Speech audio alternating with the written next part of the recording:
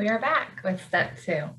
So step two is our analyze phase. And that's where we're not only going to analyze our work history, in which we have compiled in that reflection stage, but we're also going to analyze the job description. And so between analyzing both of those, we'll then be able to strategize how we want to write our resume to best target the employer that we're looking for. So we will go ahead and we will talk about analyzing here. So one of the first things that you'll be able to do, especially if you did that mind map in our reflection stage, is you can go through and you can see what kind of similarities do I notice here? Well, on several of my maps, I've got customer service, or I've got data entry or facilitation or warehouse or assembly or whatever it may be. And so when you start noticing those trends and similarities, you are able to see kind of the skills in which you probably are higher on your skill set, as well as then you can start identifying, transferable skills out of these items. So when I analyzed the maps that I had, customer service was huge in various different industries. So whether that is, the restaurant industry, movie theaters, call centers, same thing with data entry, facilitation as well, and different nonprofit organizations, as well as the educational school system. So you're able to kind of look at this and be able to summarize some of your work experience to help you also on your resume, or talking about your skills and so forth. Kind of like maybe when you're doing your elevator speech. And then if you are thinking about maybe changing careers as well, or if you're looking at a career that's a little bit slightly different, analyzing what those transferable skills are, how you can relate your skill set that you currently have to the job that you're wanting to apply to. So transferable skills sometimes is a little bit difficult concept to kind of grasp, but here are some general transferable skills, and then we'll kind of talk about it a little bit more in depth. So some transferable skills that kind of apply to almost all jobs include like willingness to learn. That's always, going to be helpful. If you're computer savvy, if you're able to manage yourself, critical thinking, if you're good at that, handling information, like confidential information, for example, working with numbers, career management, being a great team player, and of course, excellent communication skills. And so those are some kind of general transferable skills, but I have a video I want you to watch that talks about transferable skills a little bit more in depth, and then we can have some further discussion about that. I don't believe it's going to work on here, so let me escape from here, and I've got it pulled up here.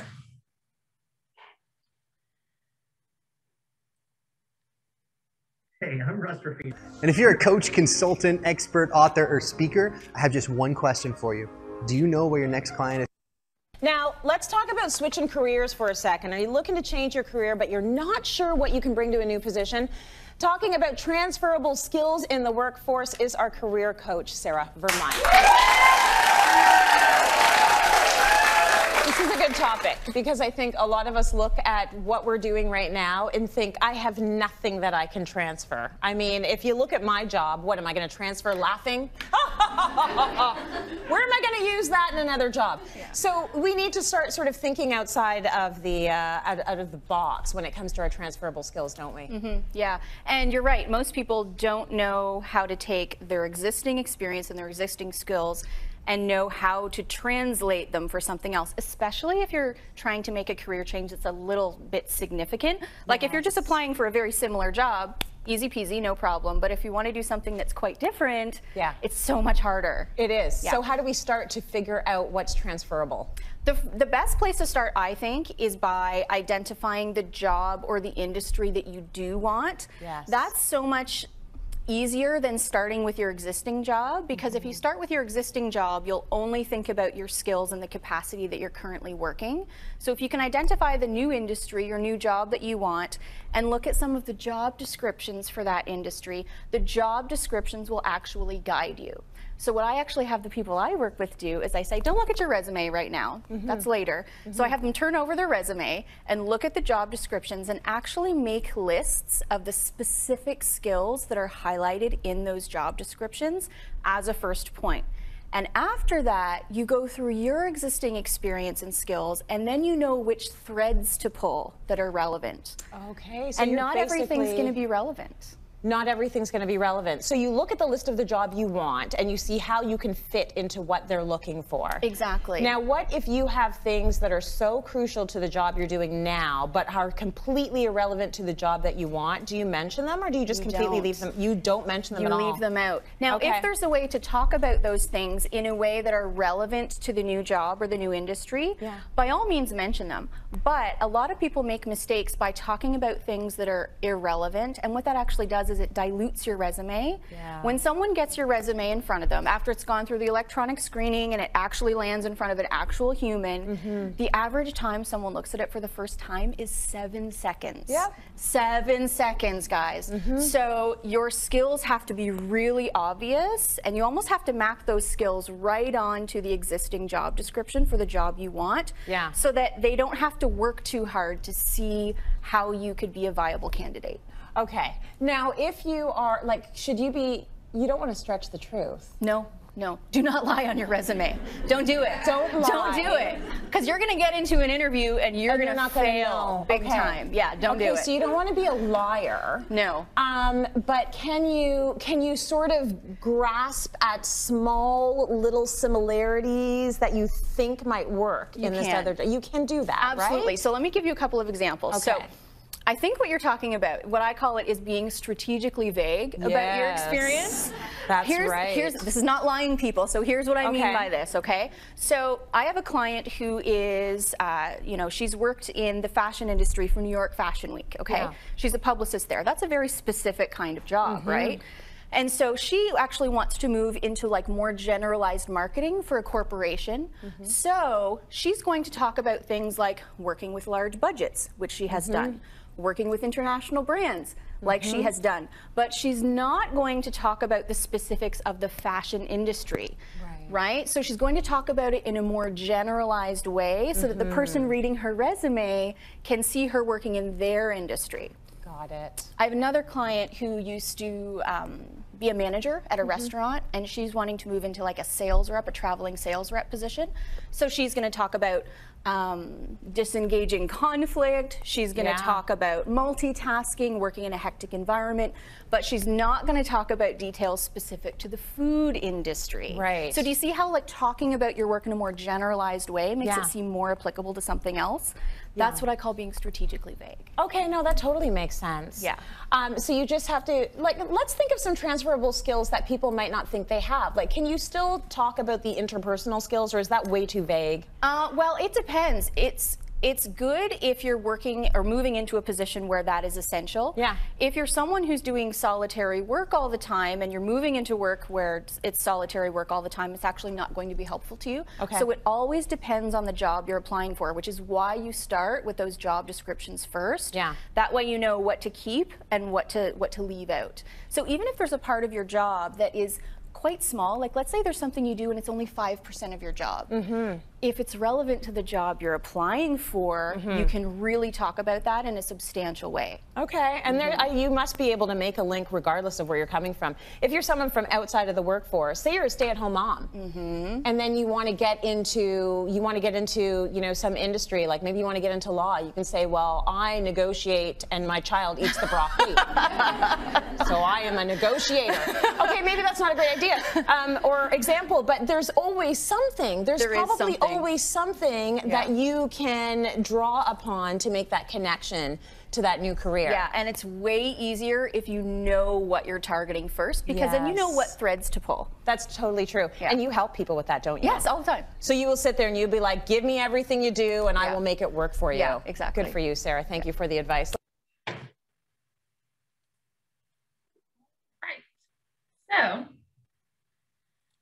I hope that that video was helpful.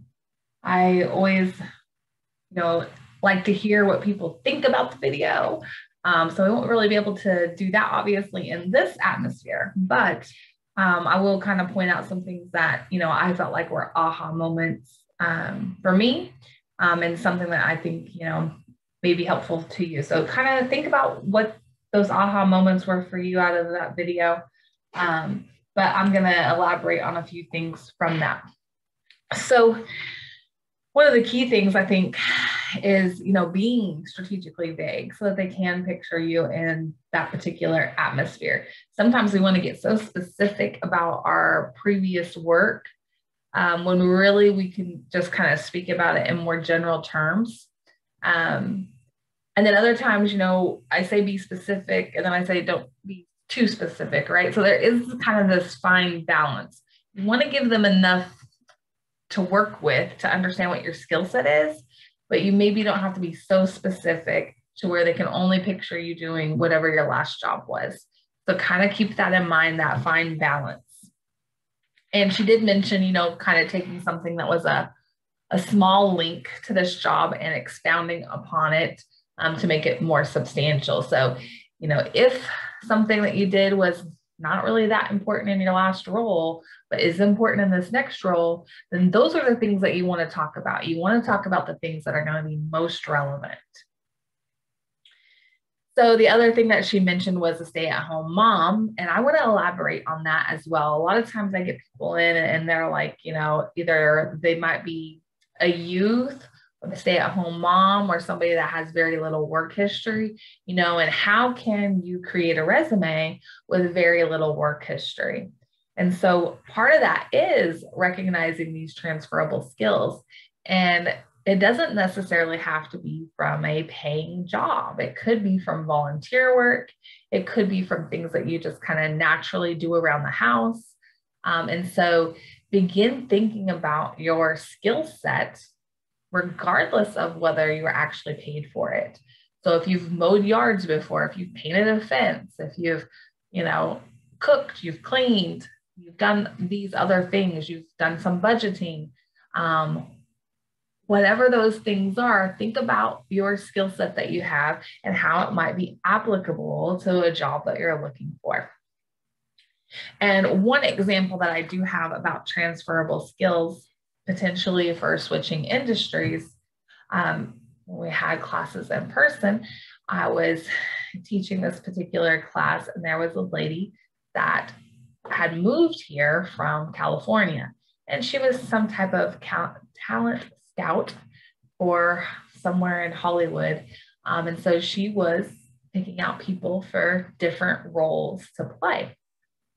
Now she's in Wichita, Kansas, and there really wasn't anything kind of similar to what she did there in Hollywood. So she was stuck, didn't really know what she wanted to do and how her skills would apply to anything that might be available here. So after looking at her resume, there were some things that I noticed as transferable skills, like she negotiated contracts. She, was identifying people for different roles. So selecting talent, right? And so I asked, if she'd thought about anything in HR. Granted, she didn't have any traditional HR experience, but here she was finding people for specific roles for movies or plays or whatever it was there in Hollywood. And she could do the same thing. It just would be for an employer. She could still negotiate those contracts. She could still, a lot of those skills that she had, even though it's completely different industries, would still be applicable. And so sometimes we do have to think outside of the box. So don't forget to think outside of the box, especially, maybe you're wanting to switch industries, or maybe you hadn't wanted to switch industries, but maybe you're not able to find anything in the line of work that you're looking for right now. And so maybe just being open to the fact of switching industries and being able to reposition yourself for something different might be helpful in you gaining employment. So that's really all I have to further say on the transferable skills piece. Hopefully between the video and the added information that I've given you here, that might be helpful in you creating your resume and targeting it for the employer. Oh, I guess there's just one last thing.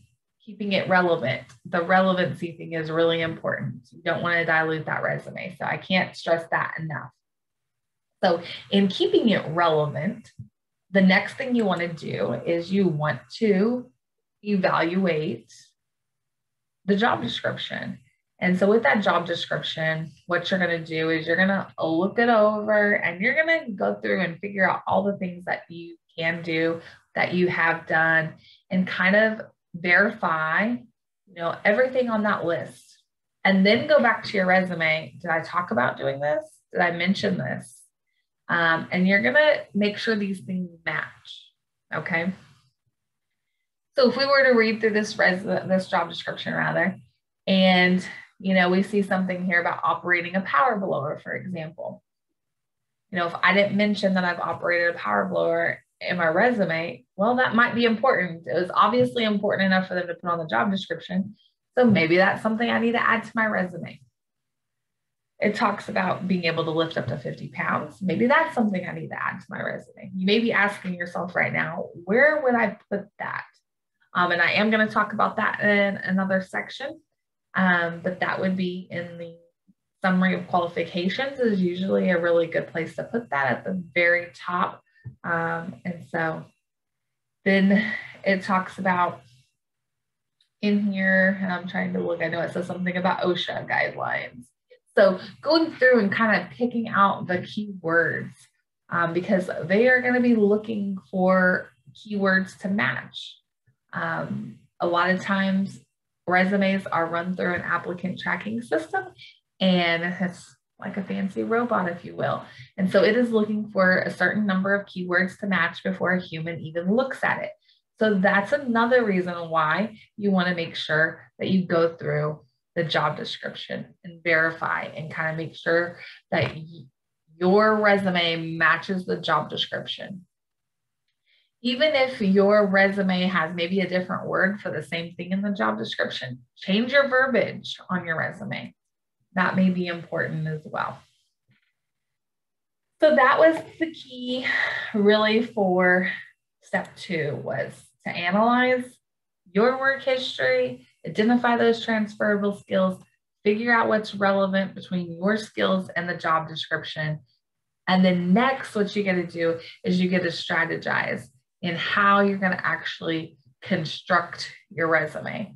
So we will move on to that in the next segment.